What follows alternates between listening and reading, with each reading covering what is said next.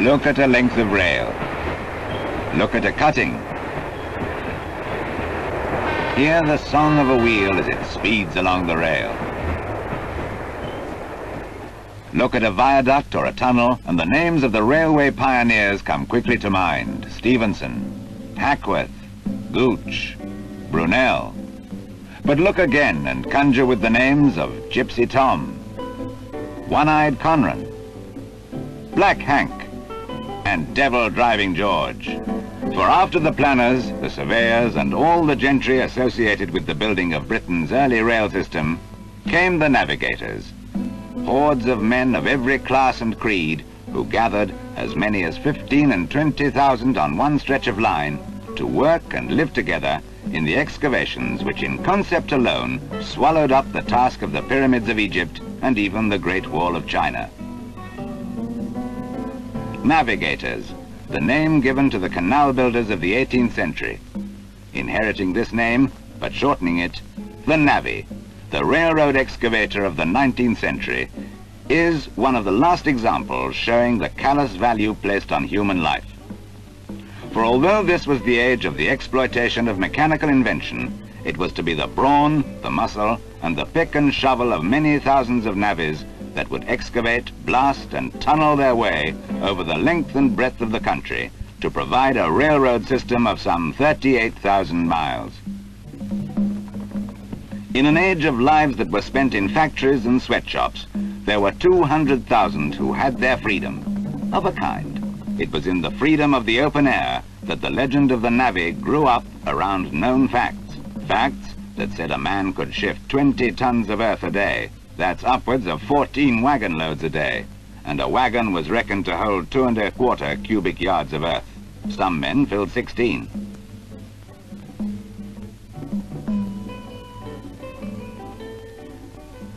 The test of a navvy was his ability to stand the severity of the work, whether on tunneling, excavating, blasting, or bridge building.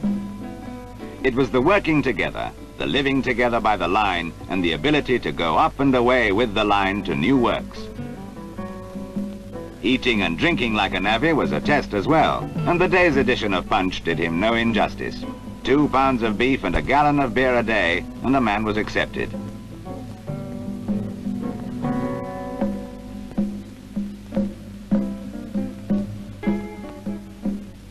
To give Britain its first rail system meant in many cases human deprivation, disease, and death by many an accident.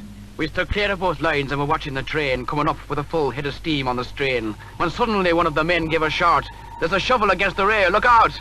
The shovel was wild as, and swift as a wink, he jumped between the forefeet with never a shrink. But alas, before he could clear the track, the buffer beam hit him right in the back. In a moment per while he was over the slope, and we after him with little of hope. He lay by the stone with his grip firm set on the shovel that cost him his life to get. Labour was cheap, and it was not until late in the 19th century, almost the end of the railroading era, before crude examples of mechanical diggers and excavators began to slowly come into use. But all that is now part of history.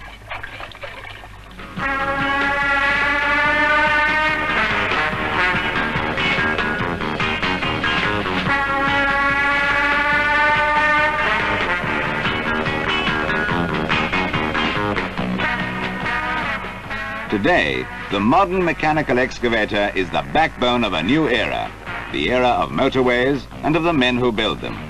Build them not with picks and shovels, but with machines. Machines which make full use of the mechanical genius of the 20th century. Machines, mechanical navvies in fact, which can exceed the old-time navvies' daily output in less than 10 minutes. Through the picturesque Loon Gorge, the Westmoreland extension of the M6 motorway will run side by side with the railway which was planned and built so many years ago.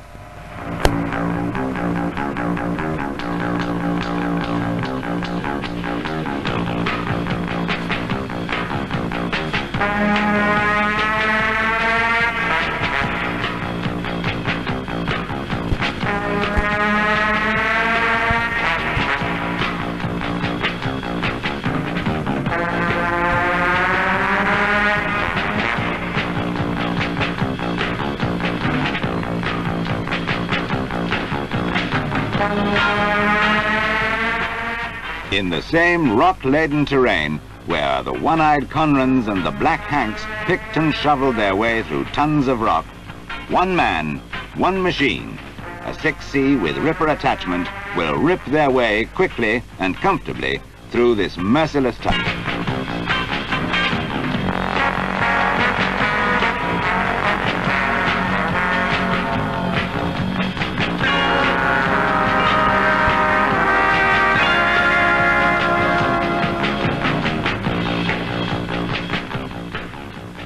The old-time navvy was a proud man, proud of the job he was doing, proud of the skills he lent to that job, and proud of the completed project.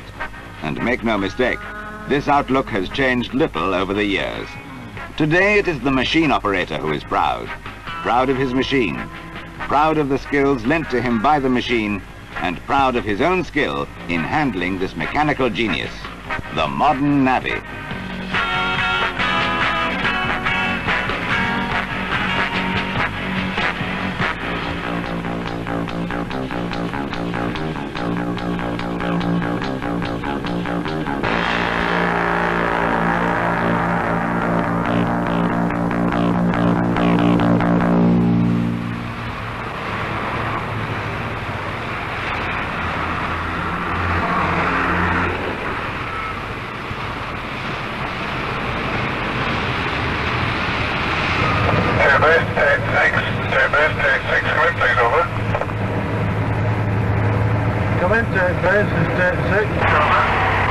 Have you finished that job at Batley, over? Yes, I finished that job, Frank. I'm on my way in now, over. Don, I want you to go to Sharkey Brothers on the Wakefield-Bradford Road at Bradford. The auxiliary valve is faulty. It's got some dirt underneath the seat. Can you go down there and clean it out and test the pressures on it, over? Yes, I know where you mean, Frank, over. Right, over now, Don.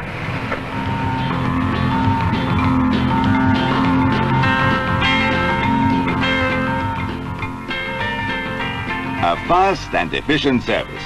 That's the keynote of any well-organized team. And this team is no exception. Time is money. Money is profit. And an excavator standing idle is making profit for no one. Seems to keep going back to its own. It goes out and it falls back on its own. That's right, yes. I see. It sounds like auxiliary rape valve to me.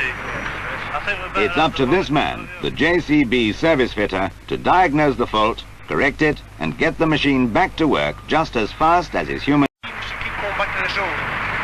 It goes out and it falls back on its own. That's right, yes. I see. It sounds like auxiliary rape valve to me.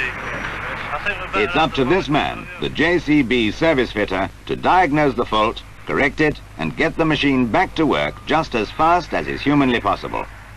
He's a factory-trained engineer, he knows his job, he knows his machine, and he knows that it's up to him and him alone to get things moving again with as little delay as possible.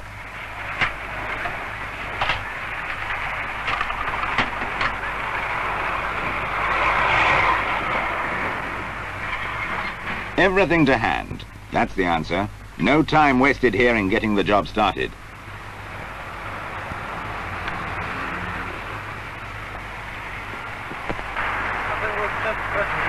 The fault must be found, and found quickly.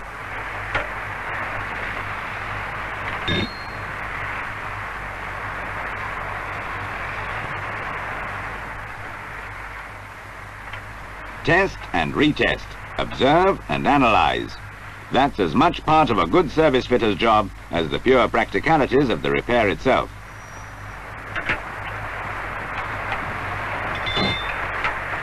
Lift the boom up, shove the dipper out, and hold it out while I read the pressure, and then we'll read the pressure on the coming in one as well. Alright? Yes. Right out, play it now!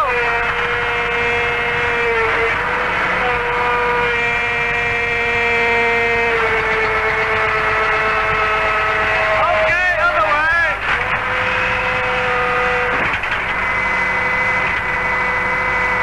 Go on, big bolt out! And so, almost casually as it seems, the fault is tracked down, rectified, and the machine put to work once more.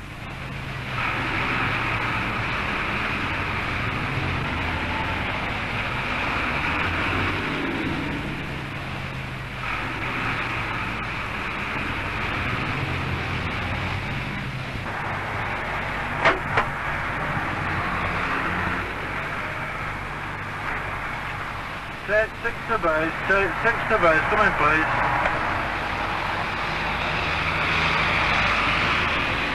Take 6 to base, take 6 to base, come in please. I've finished this job at Sharky's Bank. Seems to be alright now, over.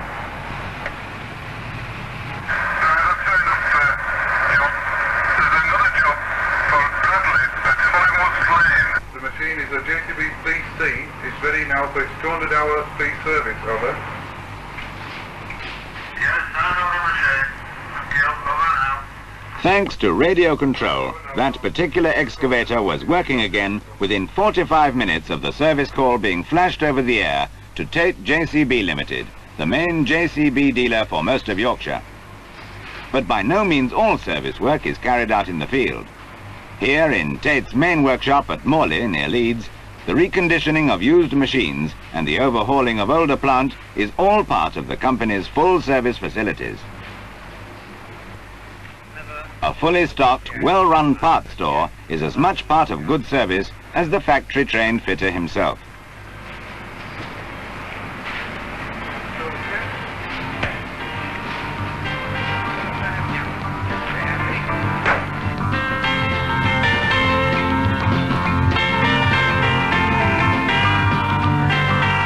When it comes to the personal touch, the skill of the signwriter is just another part of the service.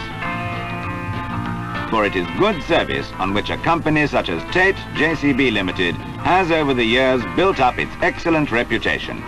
And make no mistake, good reputations are always fully earned.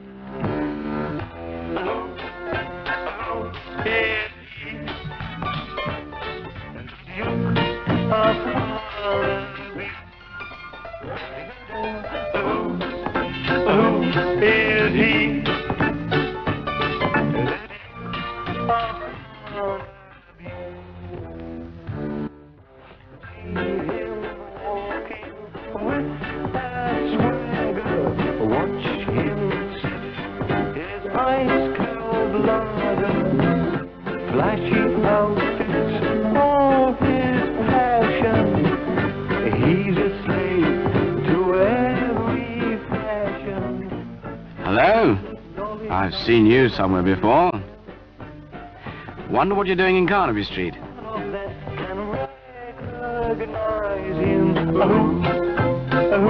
is he? The Duke of Carnaby. Bit out of your line, isn't it? Who is he? The Duke of Carnaby. Well, what have you seen now? Well-cut suits, he must have 30. 50 shirts, well, they get so. Are you sure you've got enough cash? 20 mil has he can list. Just good. In you go then. A filing system. Well, say something then. Good morning, my good man. Everybody knows what his name is. I can't imagine you taking much of a shine to the assistant, though. The Duke of Carnaby. Is he? Get out of it. I thought not. That's put the wind up the ladder a bit.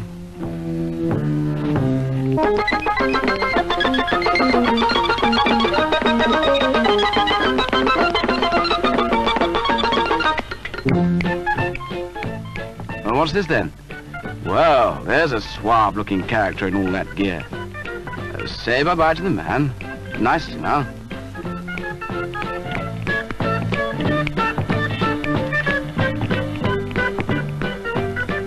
Looks like you're off somewhere special.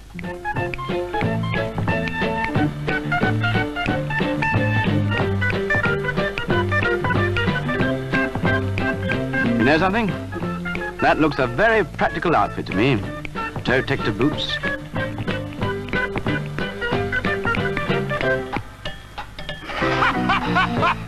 Non-ripped donkey jacket. And safety overalls. Oh, and a helmet. I reckon the only time you're likely to take that off is as a mark of respect to you-know-who. Who is he? Oh, and just to finish off the outfit, what about those cufflinks and tie-pin?